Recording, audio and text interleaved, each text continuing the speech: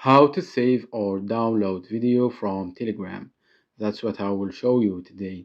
But before we begin, make sure to subscribe to the channel and ring the bell to get notified whenever a new video is posted. With that said, let's get started. So the process is very easy and simple. Just follow these steps.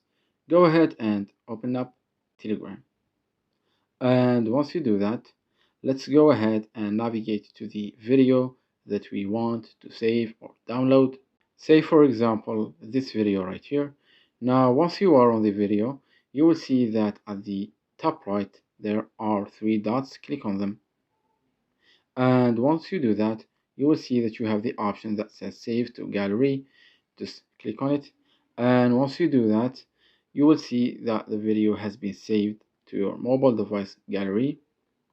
If we just went over and check, you will see that the video is right here. Now keep in mind that sometimes Telegram might have to download the video first to the app in order for you to save it to your gallery. So for example, if the video is long, it might take a while depending on the size of the video. Just keep that in mind.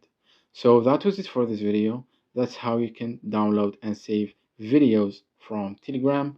If you have any questions, please leave them in the comments down below. With that said, see you in the next video.